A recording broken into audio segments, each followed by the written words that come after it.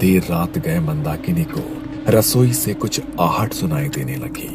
जब वो रसोई की ओर गई तो वहां का नजारा देख उसके पैरों तले जमीन खिसक गई। सुगंधा के हाथों में कच्ची मछली थी जिसे वो आधा कच्चा ही खा चुकी थी।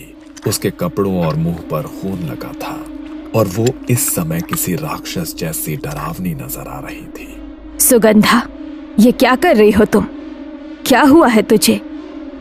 भूख लगी थी, इसने मुझे मच्छी खिलाई, अब मैं इसके साथ रहूंगी। ये क्या बोल रही है सुगंधा? क्या हुआ है तुझे?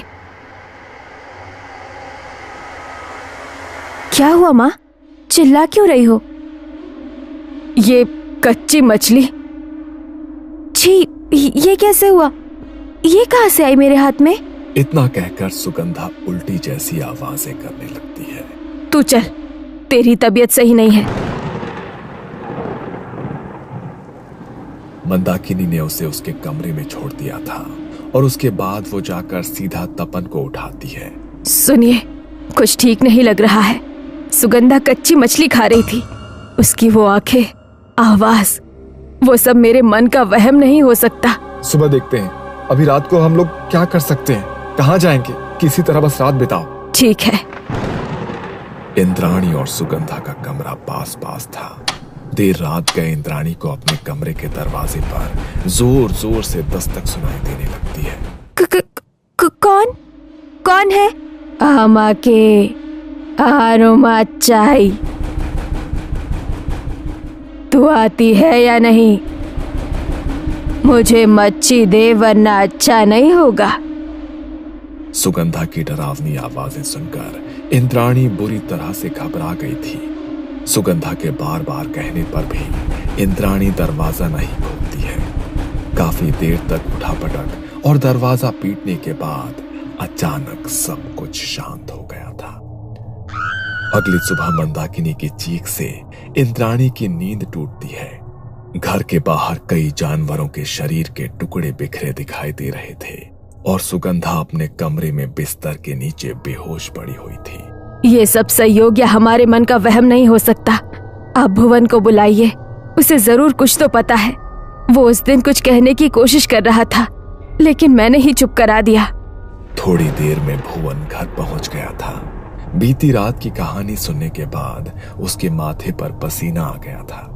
ये सब वही है जो आप समझ रहे हैं। इस नदी के आसपास एक मैछो भूत का साया है, इसलिए गांव के लोग इस हवेली या नदी के आसपास नजर नहीं आते हैं। मैंने आपको सावधान करना चाहा था लेकिन मेम साहब नाराज होने लगी थी तो मैंने बात बदल दी। मुझे बस ये बताओ, अब क्या होगा? कैसे सब सही होगा? मेरी बच्ची, उसे ठीक कर दो बस। एक बार कोई उसे मछली खिला देता है तो उसकी भूख बढ़ती ही जाती है। ये सब बहुत बड़ी अनहोनी की शुरुआत है। वो किसी को नहीं छोड़ता। हाँ, मेरे बस से बाहर की बात है ये। कुछ तो उपाय होगा। एक व्यक्ति है, मैं कोशिश करता हूँ उसे बुलाने की। मुझे लौटने में शायद थोड़ा वक्त लगेगा। आप लोग अपना ख्याल रखना। पूरा दिन बीत गया था। रात घिर आई थी। भुवन अभी भी न लौटा था। इधर पूरा परिवार बेचैन होकर किसी तरह समय काट रहा था। सुगंधा पूरे दिन से बिस्तर पर ऐसे लेटी थी जैसे शरीर में जान ही न बची हो। रात हो गई है, कब तक ऐसे बैठे रहेंगे? मैं इसके कमरे में रुकती हूँ, आप लोग जाकर सो जाओ। नहीं, इसके कमरे में रुकना सही नहीं है। कहीं रात को इसने तुम्हें नुकसान पहुंचाया तो? इसका कमरा बाहर से बंद कर दो और चलो यहाँ से। ठीक है। सभी अपने कमरे में चले गए थे। अचानक रात को तपन बाबू को जोर जोर से दरवाजा पीटने की आवाज सुनाई देती है, जैसे कोई बाहर से दरवाजा बजा रहा हो। देखो क्या भुवन हुआ तो? नहीं, इस समय नहीं, अब सुबह ही देखेंगे। मुझे कुछ सही नहीं लग रहा। बाहर ऐसा लग रहा है जैसे कोई सामान उठाकर पटक रहा है। भुवन ऐसा क्यों करेगा? मैंने दरवाजा बंद किया हुआ था, कोई अंदर कैसे आएगा? जरूर ये सुगंधा ही है। अचानक ही मंदाकिनी को ऐसा लगता है जैसे सब शांत हो गया है। लगता है अपने कमरे में चली गई है वो। तपन और मंदाकिनी वापस अपने बिस्तर पर लेट जाते हैं। अचानक उन्हें बिस्तर के नीचे से खटखट की आवाजें सुनाई देने लगती है। तपन हिम्मत करके बिस्तर के नीचे देखता है लेकिन उसे वहां कुछ नजर नहीं आता। एक बार फिर सब शांत हो गया था। कुछ देर बाद जैसे ही वो अपनी आंखें बंद करते हैं, अचानक कमरे की खिड़की पर खटखट होने लगती है और तेज आवाज के साथ वो खिड़की खुल जाती है। पूरी रात यही आंख मिचौली चलती रही थी। किसी तरह डर के साए में रात बीती और सुबह उठकर जब मंदाकिनी ने सुगंधा का कमरा देखा तो वो अभी भी बाहर से बंद था और वो अभी भी अपने कमरे में बेहोश पड़ी थी। कुछ देर में भुवन एक सिद्ध पुरुष को लेकर घर में प्रवेश करता है। भुवन ने आपको बुलाया ना? क्या समस्या है?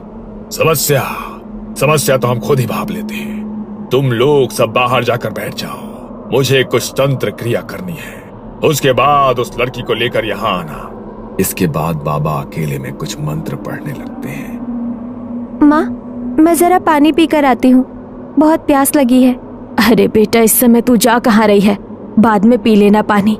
यू अचानक से बेचैन नजर आने लगी है। सुगंधा के लिए परेशान है ना? परेशान मत हो, हमारी सुगंधा बिल्कुल ठीक हो जाएगी, भरोसा रख। माँ की बात का जवाब दिए बगैर इंद्राणी रसोई की ओर चली जाती है। तभी बाबा सभी को अंदर बुलाते हैं। आपकी छोटी बेटी कहाँ है? आगे की विधि के लिए सबका यहाँ होना आवश्यक है। मैं देखता हूँ, शायद पानी पीने गई थी। तपन कुछ ही देर में इंद्राणी को लेकर वहाँ पहुँच जाता है। बाबा कुछ देर तक सुगंधा पर झाड़ फूंक करते हैं और फिर एक लोहे की कील को 7 बार सुगंधा के ऊपर से घुमा देते हैं। आप लोग बारी बारी से आइए, मैं सबके ऊपर से ये तंत्र करूंगा, इससे आपके आसपास से बुरी शक्तियां दूर हो जाएंगी। जैसे ही बाबा इंद्राणी के चारों ओर कील को घुमाने लगते हैं, इंद्राणी की आंखें लाल होकर चमकने लगती है और वो बुरी तरह से हांफने लगती है। तू मुझे भगाएगा पंडित? जा, चला जा, नहीं तो पहले तेरा ही खून पी लूंगी। पकड़िए इसे जल्दी, यही है वो। हाँ। तपन और भुवन उसे कसकर पकड़ लेते हैं, लेकिन इंद्राणी उन्हें उठाकर दूर फेंक देती है। अचानक ही जैसे 10 आदमियों की ताकत उसके भीतर आ गई थी। बाबा ने साथ लाई हुई भभूत उसके माथे पर मली और फिर उसे रस्सियों में जकड़ दिया। लेकिन ये सब हो क्या रहा है? वो भूत तो सुगंधा के अंदर था, फिर ये इंद्राणी ने तुम्हें जो कहानी सुनाई वो आधी अधूरी थी। उस रात को जब सुगंधा ने आकर उसका दरवाजा खटखटाया तो इसने दरवाजा खोल दिया और फिर वो मेछो भूत सुगंधा से इसके शरीर में प्रवेश कर गया। बाहर वो जानवरों की अधखाई लाश आपने देखी, उन्हें भी इंद्राणी ने ही खाया है। और पिछली रात जो आपके साथ घटनाएं घटी वो सब इसी के कारण हुई, क्योंकि सुगंधा को तो आपने उसके कमरे में बंद कर दिया था।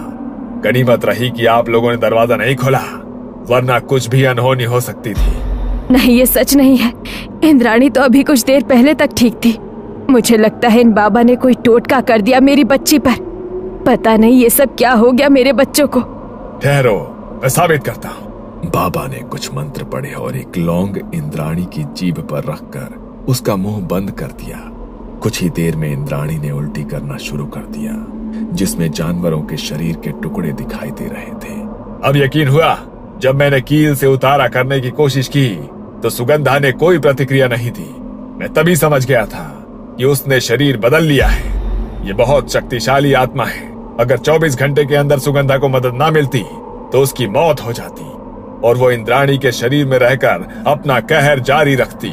हर गुजरते पल के साथ उसकी शक्तियां बढ़ती जा रही हैं। पूरे परिवार का विनाश करने आई है वो। कोई नहीं बचेगा इस परिवार से। आप ही बताइए, हम कम करें तो क्या करें? ये मकान क्या मैं नौकरी छोड़ दूं? मैं नौकरी छोड़ दूंगा। बस किसी तरह से मेरे परिवार को बचा लीजिए प्लीज।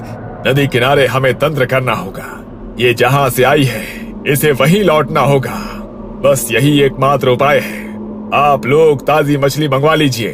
बाबा ने तंत्र की पूरी विधि शुरू कर दी थी। परिवार के सभी लोगों को अभिमंत्रित करके धागा पहनाने के बाद उन्होंने नदी किनारे रेत पर बैठकर 4 बांस सामने रखे और अपने मंत्रों की शक्ति से उन्हें जागृत करने के बाद घर के चारों दिशा में गाड़ने के लिए दे दिया। भुवन ने जाकर घर के चारों ओर बांस काट दिए थे। अब बस एक बार उसे इंद्राणी के शरीर से बाहर निकलना है। आपका घर अब सुरक्षित है। वो चाहकर भी उसमें प्रवेश नहीं कर सकता। आप सभी को घर के अंदर रहना है। बस इंद्राणी को यहाँ कुर्सी सहित मजबूती से बांध दो। सभी लोग घर के अंदर चले गए थे। बाबा ने एक रक्षा सूत्र लेकर इंद्राणी के चारों ओर लपेट दिया और उसके बाद हवन कुंड से कुछ कुछ दूरी पर मछली को रखते हुए नदी के अंदर की ओर रास्ता बना दिया। बाबा ने मंत्र पढ़ने शुरू कर दिए थे, जिसे सुनकर इंद्राणी बुरी तरह से छटपटा रही थी। मुझे मछली चाहिए, मुझे मछली ला कर दे। तुझे मछली चाहिए तो जा ले, इस बच्ची को छोड़ दे, तेरा भोग वहां रखा है, जा। मछली खाने के लिए मेछो भूत को इंद्राणी का शरीर छोड़कर बाहर निकलना पड़ता है और उसी समय बाबा इंद्राणी के हाथ में भी धागा बांध देते हैं। मेछो भूत को मछली खाते देख बाबा एक जलता नारियल उठाकर उसके ऊपर छोड़ देते हैं, जिसके कारण वो भस्म होकर गायब हो जाता है और इस तरह इंद्राणी मेछो भूत से मुक्त हो जाती है। तपन बाबू ने उसी महीने अपना तबादला करा लिया था और हवेली एक बार फिर से खाली हो गई थी।